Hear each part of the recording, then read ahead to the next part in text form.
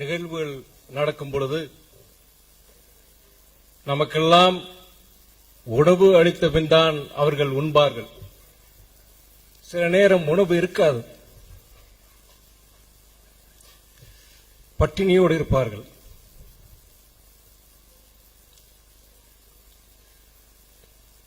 நானும் சரி, தலைவரும் சரி, நாங்கள் உறங்கிய பின்புதான் அவர்கள் உறங்குவார்கள்.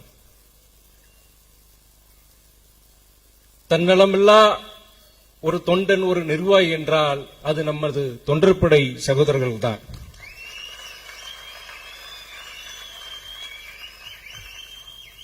அந்த தொண்டர்படையை சார்ந்த மதுரை தங்கங்கள், அமரர்கள், அன்பு சகோதரர்கள் பச்சைமுத்து, அமீர், புலிசேகர் அவர்களுக்காகவும் தியாகவேங்கை நான் பெரிதும் மதித்த அண்ணன் கணேசமூர்த்தி அவர்கள் நினைவாக அவர்களுக்கு அஞ்சலி செலுத்தும் விதமாக அனைவரும் எழுந்து ஒரு நிமிடம் மௌன அஞ்சலி செலுத்துமாறு நான் வேண்டி கேட்டுக்கொள்கிறேன்.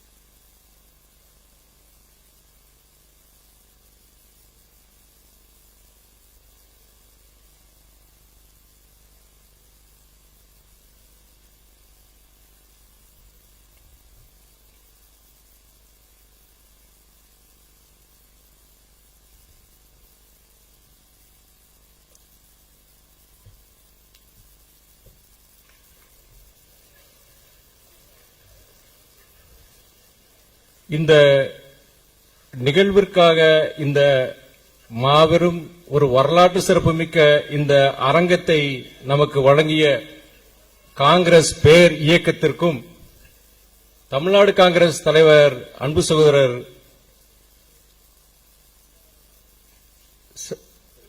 செல்வ பெருந்தை அவர்களுக்கும், காங்கிரஸ் நிர்வாகி அண்ணன் கோபண்ணா அவர்களுக்கும், இந்த அரங்கத்தை நிர்வகிக்கும் அனைத்து தோழர்களுக்கும் எங்கள் இயக்கத்தின் சார்பாக என் மனமார்ந்த நன்றியை நான் தெரிவித்துக் கொள்கிறேன். பேரறிஞர் அண்ணாவின் 117வது பிறந்த நாள் நிகழ்வினை ஒருங்கிணைத்து மிகவும் சிறப்பாக நடத்தி காட்டிக் கொண்டிருக்கும் நமது சென்னை மண்டல மாவட்ட செயலாளர்கள், அன்பு சகோதரர் வழக்கறிஞர் சைதை சுப்பிரமணி, அண்ணன் ஜீவன், அண்ணன் டிசிஆர், அன்பு சகோதரர் கலககுமார், அண்ணன் பூவை பாபு, அண்ணன் ஊனை பார்த்திபன், சகோதரர் வை மகேந்திரன், ஆவடி துணை மேயர் சகோதரர் சூரியகுமார், அன்பு சகோதரர் சாலவாக்கம் கருணாகரன் மற்றும் இவர்களுக்கு உறுதுணையாக இருந்த அத்தனை நிர்வாகிகளுக்கும் இயக்கத்தின் சார்பாக, இயக்க தந்தை தலைவர் வைகோவின் சார்பாக என் மனமார்ந்த நன்றியை தெரிவித்துக் கொள்கிறேன். அதில் குறிப்பாக நம்முடைய அன்பு சகோதரர் சைதை சுப்பிரமணிய அவர்களின் தாயார் சில தினங்களுக்கு முன்பு மறைந்தார்.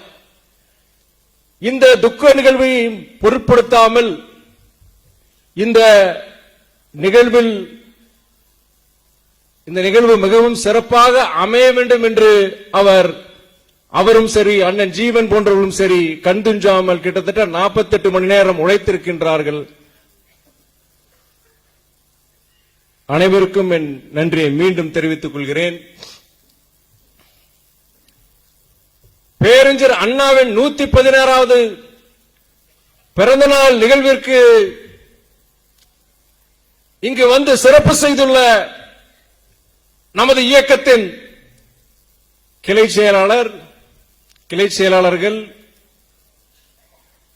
ஒன்றிய செயலாளர்கள், வட்டச் செயலாளர்கள், பகுதி செயலாளர்கள், பேரூர் கழக செயலாளர்கள், பல அணிகளின் நிர்வாகிகள், பொறுப்பாளர்கள், மாவட்ட செயலாளர்கள், பொதுக்குழு உறுப்பினர்கள்,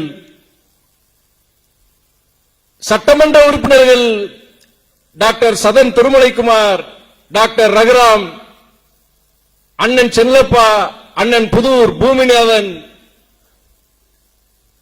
துணை பொதுச் செயலாளர்கள் டாக்டர் ரொகையா, அன்பு சகோதரர் திமு ராஜேந்திரன், அண்ணன் ஆடுதுறை முருகன், சகோதரர் மல்லை சத்யா, அண்ணன் ஏ.கே. மணி, நமது இயக்கத்தின் பொருளாளர் அண்ணன் செந்திலதிபன், பட்டம் பதவிகளுக்காக நாங்கள் அரசியலுக்கு வரவில்லை, பொருளீட்டுவதற்காக நாங்கள் பொது வாழ்க்கையில் இல்லை, வைகோ என்ற ஈரத்து மந்திரத்திற்காக நாங்கள் இந்த இயக்கத்தில் உள்ளோம். அவருடைய தன்னலமற்ற மக்கள் பணிக்கு வலு சேர்க்க நாங்கள் பொது வாழ்க்கையில் ஈடுபட்டுள்ளோம். அவர் உடல் தளர்ந்திருக்கலாம், உள்ளம் தளரவில்லை. நேற்றும் இன்றும் இன்றைக்கும் அவர்தான் எங்கள் தலைவர், அவர்தான் எங்கள் உத்வேகம், அவர்தான் எங்கள் உயிர் மூச்சு, அவர்தான் எங்கள் ஹீரோ என்ற சித்தாந்தத்தோடு நினைத்து வாழும் இந்த இயக்கத்தின் இரத்த நாளங்களான மறுமலர்ச்சி திராவிட முன்னேற்ற கழகத்தின் தொண்டர்களே,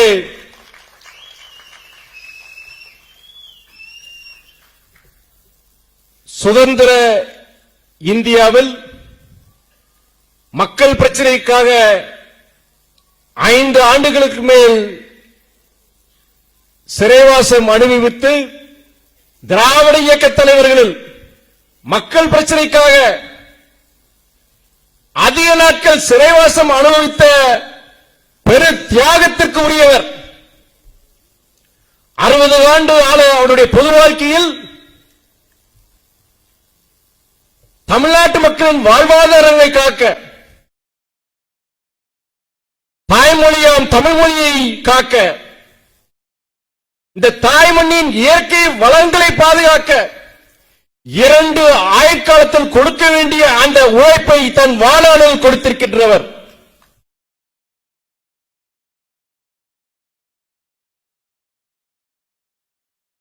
மகாத்மாவின் அகிம்சை வழி நடைபெற அரசியலை மீண்டும் இந்த நாட்டில் பின்பற்ற செய்தவர். 6 அடி உயரம், வசியிருக்கக்கூடிய அந்த தோற்றம், அந்த அகன்ற விரிந்த அந்த தோள்களில் அந்த கருப்பு துண்டு தவள,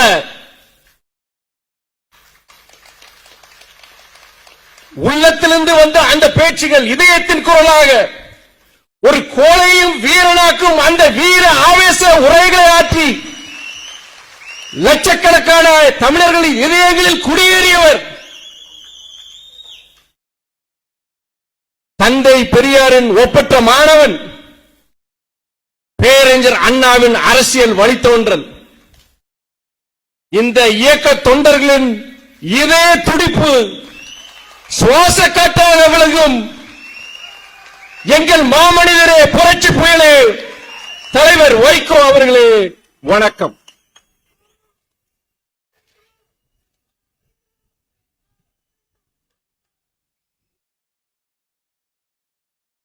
பேரறிஞர் அண்ணாவின் 116வது பிறந்தநாள் விழா. கூட்டாட்சி முறையை ஒற்றையாட்சியாக்க முற்பட்ட போது அதை எதிர்க்கும் ஈட்டி முனை நாங்கள் என்று பேரறிஞர் அண்ணா அவர்கள் அன்று சொன்னார்.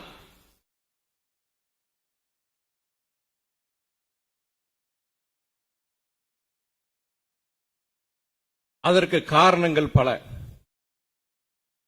இன்று நமது ஒன்றிய பாஜக அரசு பல திட்டங்களை தீட்டி மாநிலங்களை ஒடுக்க பார்க்கின்றது. அதற்காக கொள்கைகளை வகுக்கின்றது. நிதி ஆதாரங்களை குவித்து தன் பக்கம் வைத்துக் கொள்கின்றது. இக்கட்டான பேரிடர் காலங்களில் கூட மாநிலங்களுக்கு நிதி உதவி வழங்காமல் கைகட்டி வேடிக்கை பார்க்கின்றது.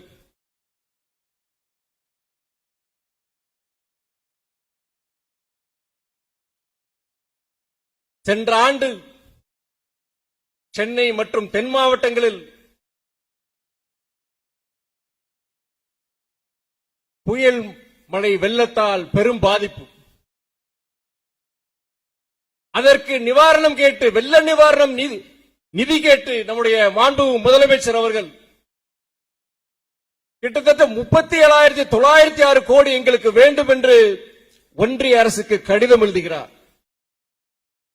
அது மட்டுமல்ல, பலமுறை அதை நினைவூட்டுகிறார். உச்ச நீதிமன்றத்தின் தலையீட்டுக்கு பின்பும் ஒன்றிய அரசு நமக்கு அளித்தது வெறும் 276 கோடி. நாம் கேட்டது 37,906 கோடி, அவர்கள் வழங்கியது வெறும் 276 கோடி.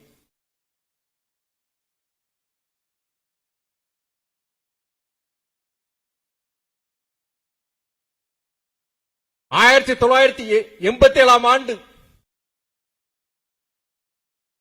9வது நிதி ஆணையம் வரி பகிர்வாக நம் தமிழ்நாட்டுக்கு அளித்தது கிட்டத்தட்ட 8 விழுக்காடு. தற்போது நடைமுறையில் உள்ள 15வது நிதி ஆணையம் நமக்கு வழங்குவது வெறும் 3.93 விழுக்காடு. கிட்டத்தட்ட பாதிக்கு மேல் அதை குறைத்து விட்டார்கள். நம் நாட்டின் மொத்த உள்நாட்டு உற்பத்தியில், ஜிடிபியில் நம் தமிழ்நாட்டின் பங்கு 8.87 விழுக்காடு. நம் நாட்டின் மொத்த ஏற்றுமதியில் தமிழ்நாட்டின் பங்கு 10 விழுக்காடு. நம் நாட்டின் 2வது பெரிய பொருளாதார மாநிலமாக விளங்குவது நம் தமிழ்நாடு. நம் நாட்டின் ஜனத்தொகையில் நம் பங்கு 6 விழுக்காடு. ஆனால் நமக்கு கிடைப்பது வெறும் 3.93 விழுக்காடு தான். நிதிநிலை அறிக்கையில் தமிழ்நாடு புறக்கணிக்கப்பட்டுள்ளது. சென்னை மெட்ரோ ரயில் 2ஆம் பாகத்திற்குண்டான நிதி மதிப்பீடு கிட்டத்தட்ட 63,000 கோடி. ஒன்றிய அரசின் பங்கு 0. அது மட்டுமல்ல, மதுரை, கோவை, திருச்சி போன்ற நகரங்களுக்கு மெட்ரோ ரயில் திட்டம் மறுக்கப்பட்டுள்ளது. 13 ஆண்டுகளுக்கு முன்பு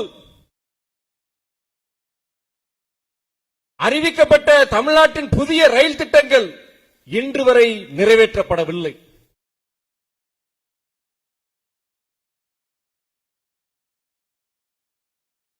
தமிழ்நாட்டில் மதுரையில் எய்ம்ஸ் மருத்துவமனை அமைக்கப்படும் என்று 2015ஆம் ஆண்டு ஒன்றிய அரசு அறிவித்தது. அதற்குண்டான அடிக்கல் நாட்டலை நமது பிரதமர் மோடி அவர்கள் 2019ஆம் ஆண்டு நிகழ்த்தினார். ஆனால் இன்று வரை அதுக்கு போதிய நிதி அவர்கள் ஒதுக்கவில்லை.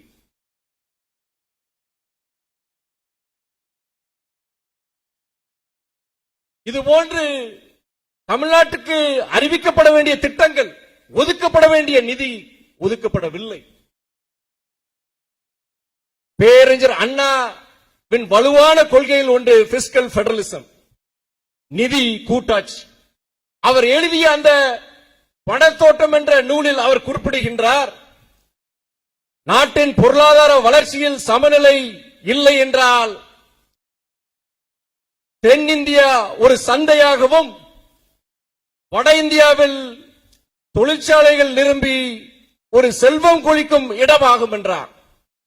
அப்படி என்றால் ஆங்கிலேயர்களுக்கு நாம் அடிமையானது போல வட இந்தியர்களுக்கு தென்னிந்தியர்கள் அடிமை ஆவார்கள் என்று அவர் அன்னைக்கு எச்சரித்தார். ஆனால் இன்று ஒரு சமநிலை இல்லாத ஒரு நிதி கொள்கையால் ஒன்றிய அரசு அதை நடைமுறைப்படுத்துகின்றது. 3 ஆண்டுகளுக்கு முன்பு குடியரசு தினம் அன்று என் முகநூல் பதிவு ஒன்று பிரபலமானது. அது என்னவென்றால், without federalism there is no republic. கூட்டாட்சி இல்லை என்றால் குடியரசு இல்லை என்பதுதான் அதன் பொருள். அது பேரறிஞர் அண்ணா காலத்திலும் பொருந்தும், இன்றைக்கும் பொருந்தும், என்றென்றும் அது பொருந்தும் என்று சொல்கிறேன். அதே வேளையில் ஒன்றிய பாஜக அரசு மும்மொழி கொள்கை மூலம் தமிழர்களை வீழ்த்த முயன்றுகின்றது. அந்த மும்மொழி கொள்கை மூலம் நமது இருமொழி கொள்கையை சிதைத்து நமது முன்னேற்றத்திற்கு தடை விதித்து நமது மொழி இன தனித்துவத்தை அழிக்க முயல்கின்றது. இதை உணர்ந்துதான் அன்று பேரறிஞர் அண்ணா அவர்கள் 1967 ஆட்சிக்கு வந்தவுடன் இருமொழி கொள்கையை சட்டமாக்கினார்.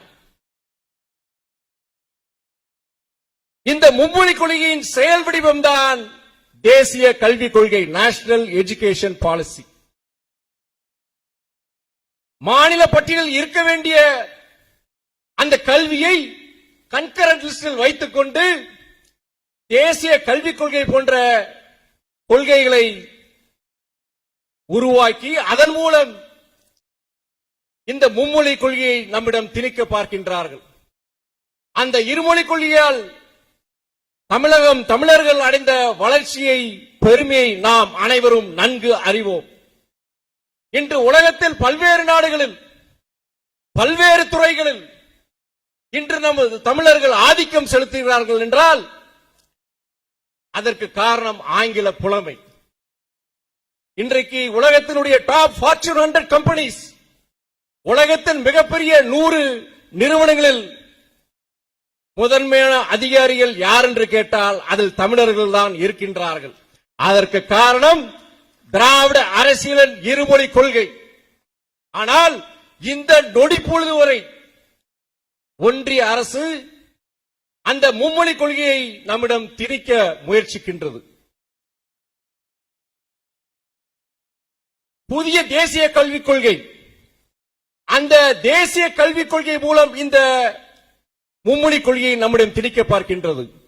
நாம் அந்த தேசிய கொள்கை கல்விக் கொள்கையை நாம் முழுமையாக ஏற்க மறுப்பதால் சமக்ர சிக்ஷா அபியான் என்ற ஒன்றிய அரசின் திட்டம், அந்த திட்டத்தின்படி வழங்கப்பட வேண்டிய நிதி நமக்கு மறுக்கப்படுகின்றது. சென்ற ஆண்டு கிட்டத்தட்ட 249 கோடி நமக்கு வழங்கப்படவில்லை. இந்த ஆண்டு இந்த ஜூன் மாதம் வரை நமக்கு வழங்கப்பட வேண்டிய 500க்கும் மேற்பட்ட கோடி ரூபாய் நமக்கு வழங்கப்படவில்லை. இதற்காக நம்முடைய முதலமைச்சர் அண்ணன் தளபதி அவர்களின் வழிகாட்டுதல்படி நமது பள்ளிக்கல்வித்துறை அமைச்சர் அன்பர் மகேஷ் பொய்யாமொழி அவர்கள் டெல்லிக்கு வந்து அங்கு நாடாளுமன்ற வளாகத்தில் உள்ள ஒன்றிய கல்வி அமைச்சர் திரு தர்மேந்திர பிரதான் அவர்களை சந்தித்து அவர் அந்த நிதியை வழங்குமாறு கேட்டார். நமது பள்ளிக்கல்வித்துறை அமைச்சர் சகோதரர் மகேஷ் அவர்கள் சொன்னார், அமைச்சர் அவர்கள் சொல்கிறார், தமிழ் புதவன், புதுமை பெண், இல்லம் தேடி கல்வி, காலை உணவு திட்டம், கிட்டத்தட்ட 28,000 அரசு பள்ளிகளில் ஸ்மார்ட் வகுப்பறைகள் போன்ற இந்த சிறப்பான திட்டங்கள் மூலம் இந்தியாவிலேயே பள்ளிக்கல்வித்துறையில் தமிழகம் முதன்மை வகிக்கின்றது. சமக்ர சிக்ஷா அபியான் திட்டத்திற்குண்டான நோக்கத்தை நாங்கள் நிறைவேற்றிருக்கின்றோம். அப்படி இருக்க தேசிய கல்விக் கொள்கையை நாங்கள் ஏற்க மறுப்பதால் நீங்கள் நிதியை வழங்க மறுக்கிறீர்கள், தலைக்கும் காலுக்கும் முடிச்சு போடுகின்றீர்கள்.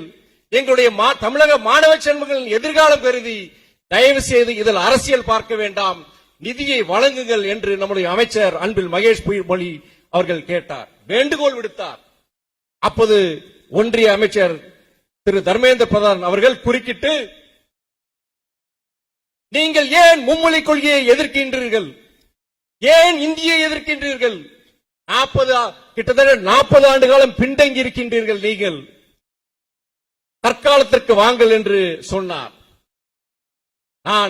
நானும் சில நம்முடைய தமிழகத்தை சார்ந்த நாடாளுமன்ற உறுப்பினர்களும் அப்போது அந்த உரையாடலில் நாங்களும் கலந்து கொண்டோம். இது ஒரு தனி அமைச்சரின் அறையில் நாங்கள் பேசினோம். இதை அப்போது நான் அமைச்சர் சொன்ன பிறகு நான் அதை குறுக்கிட்டு, திராவிட இயக்கங்களின் முக்கியமான கொள்கை இருமொழி கொள்கை. இன்று உலகில் பல்வேறு நாடுகளில் பல்வேறு துறைகளில் தமிழர்கள் ஆதிக்கம் செலுத்துகிறார்கள் என்றால் அதற்கு காரணம் இருமொழி கொள்கை, திராவிட அரசியலின் இருமொழி கொள்கைதான் என்று நான் சொன்னேன். அது மட்டுமல்ல, மூன்றாவது மொழியை கற்பது தவறில்லை, நானும் ஒத்துக்கொள்கிறேன். ஆனால் தேசிய கல்விக் கொள்கையின்படி நீங்கள் சொல்கின்றீர்கள் அந்த மூன்றாவது மொழி ஒரு இந்திய மொழியைத்தான் இருக்க வேண்டும் என்று சொல்கின்றீர்கள். அது என்ன மூன்றாவது மொழி இந்திய மொழியாகத்தான் இருக்க வேண்டும் என்று? அப்போது ஒரு உதாரணமாக சொல்கின்றேன். ஒரு தமிழக மாணவன் ஆங்கிலம், தமிழ் அடுத்தபடியாக மூன்றாவது ஒரு இந்திய மொழியை எடுக்க வேண்டும் என்றால் அவன் என்ன செய்வான்?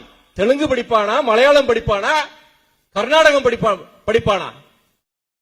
அவன் வேற வழி இல்லாமல் இந்தி மொழியை தேர்ந்தெடுக்க வேண்டிய ஒரு நிர்பந்தம். அதைத்தான் மறைமுக இந்தி திணிப்பு என்று சொல்கின்றோம். இதைத்தான் திராவிட அரசியல் எதிர்க்கின்றது என்று அமைச்சரிடம் நான் சொன்னேன். வருங்கால தமிழ் சமுதாயத்துக்காக நான் சொல்கின்றேன். வருங்கால தமிழ் சமுதாயத்தின் நலன் காக்க அண்ணாவின் கொள்கைகள், அது இருமொழி கொள்கையாகட்டும் அல்லது மாநில சுயாட்சியாக இருக்கட்டும், என்றும் நிலைநாட்டப்பட வேண்டும். அதற்கு நம்முடைய தலைவர் வைகோ அவர்கள் தலைமையில் நாம் அனைவரும் போராட வேண்டும். ஏனால் இன்னைக்கு அண்ணாவுடைய பிறந்த நாள் விழா. அண்ணா ஏன் நம்ம போற்றோம், எதற்காண்டி இந்த விழா எடுக்கிறோங்கிறது இளைய தலைமுறைக்கு போய் சேர்க்கணும். யாருக்கும் தெரியாது பெரியார் என்ன. இன்னைக்கு பல பேர் தவறான புரிதல்ல பெரியார் யாரும் சரியா புரிஞ்சுக்கல, அண்ணாவும் யாரும் சரியா புரிஞ்சுக்கல, திராவிட அரசியலையும் இன்னும் யாரும் சரியா புரிஞ்சுக்க, குறிப்பா இளைய தலைமுறை. இந்த விழாவுடைய நோக்கமே அதுதான். கடந்த நம்முடைய மதிமுக தோழர்கள் நீங்க எல்லாம் கடந்த இந்த நாடாளுமன்ற தேர்தல் முடிவுகள் உங்களுக்கு மிகுந்த மனமகிழ்ச்சியை அளித்துள்ளது என்பதை நான் நன்கு அறிவேன்.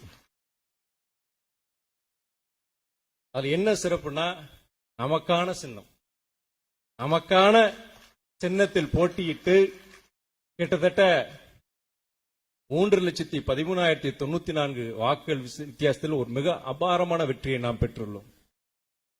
30 ஆண்டு கால இந்த கழக அரசியலில் இதுவே ஒரு மிகப்பெரிய ஒரு சாதனை.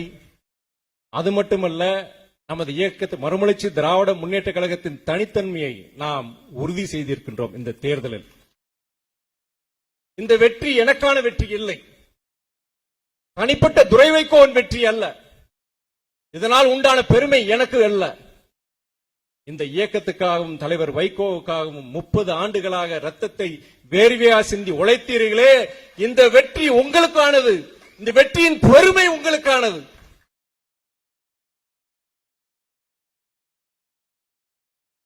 நான் ஜூன் 25ஆம் நாள் பதவியேற்ற பின் திருச்சி நாடாளுமன்ற தொகுதிக்கு உட்பட்ட கோரிக்கைகள் மட்டுமல்லாது தமிழ்நாட்டில் உள்ள அனைத்து மக்களுக்காக நான் பேசியிருக்கின்றேன்.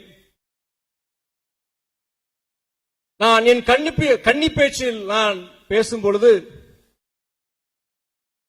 தமிழ்நாட்டில் உள்ள திருச்சி நாடாளுமன்ற தொகுதி மக்களின் சார்பாக நான் இங்கே வந்துள்ளேன்.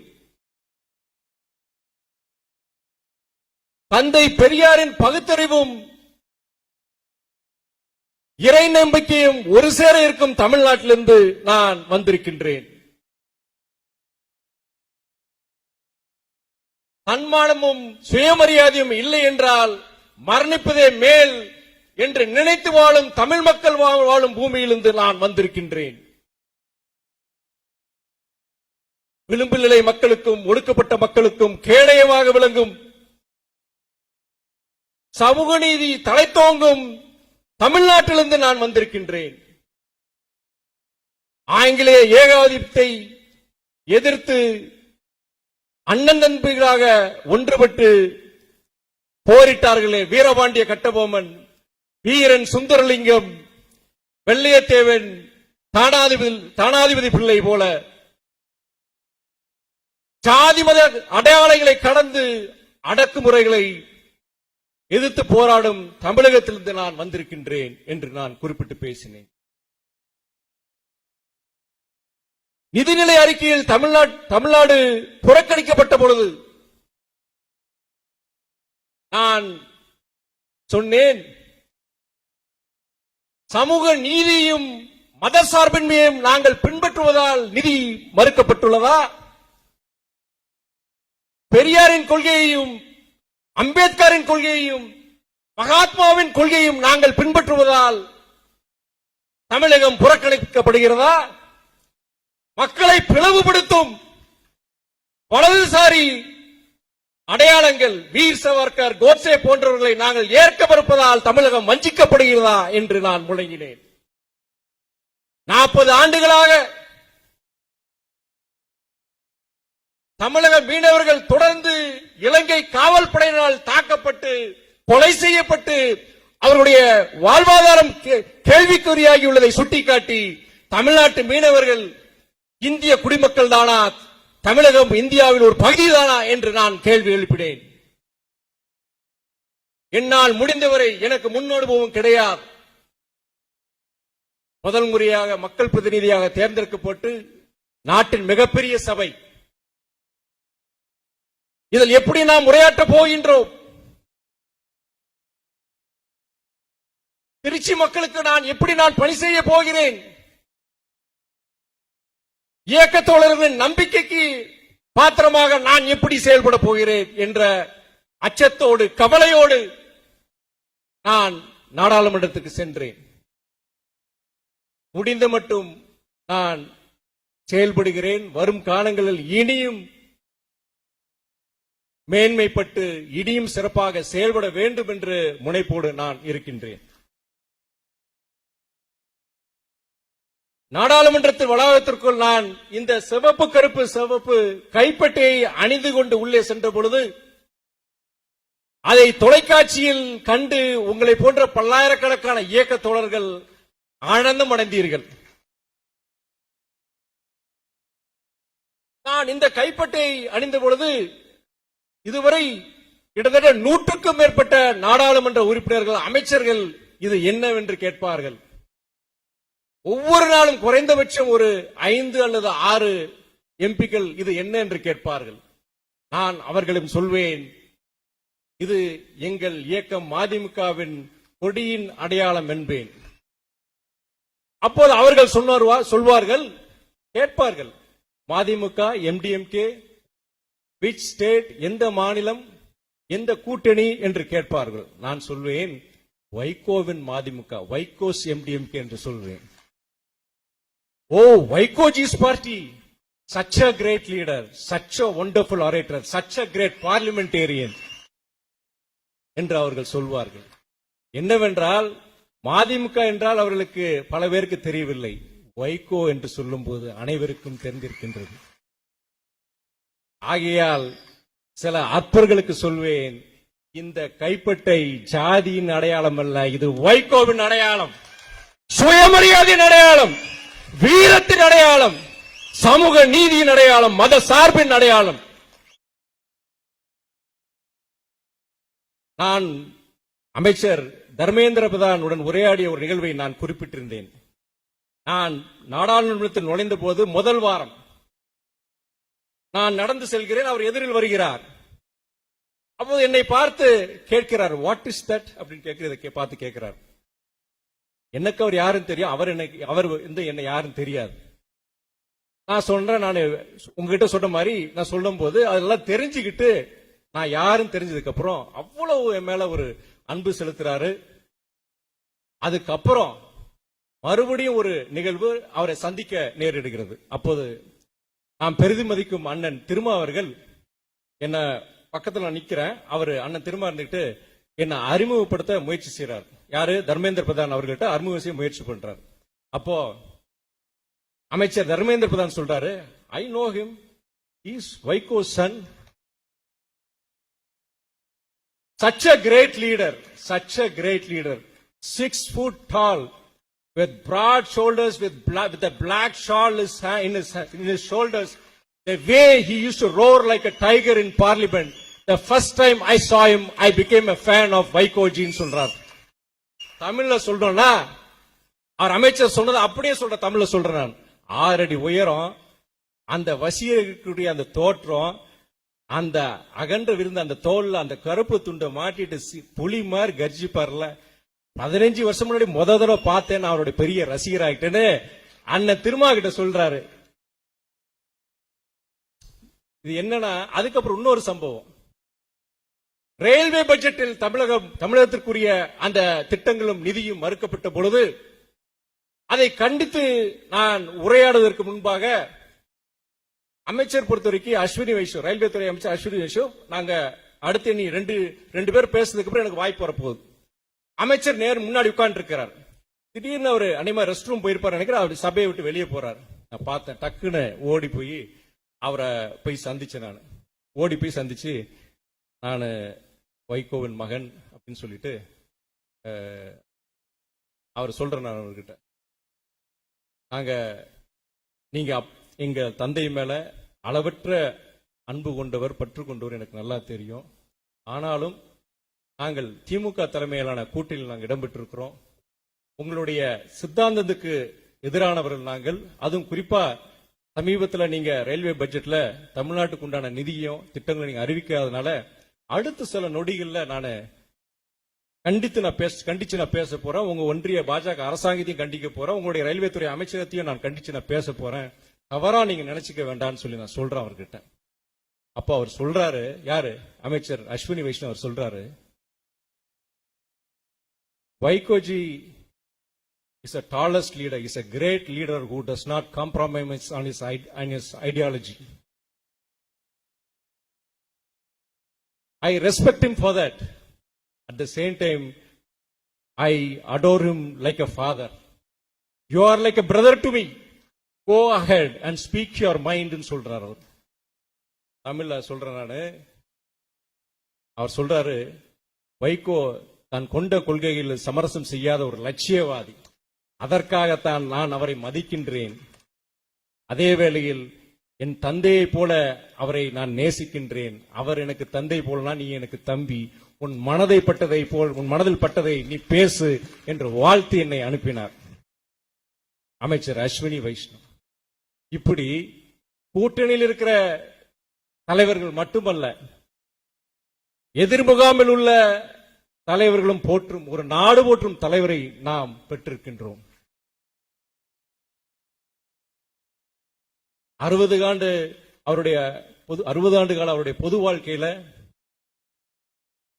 இந்த தமிழ் சமூகத்திற்காக 2 ஆயுட்காலத்தில் கொடுக்கக்கூடிய அந்த உழைப்பை தன் வாழ்நாள் அவர் கொடுத்திருக்கிறார்.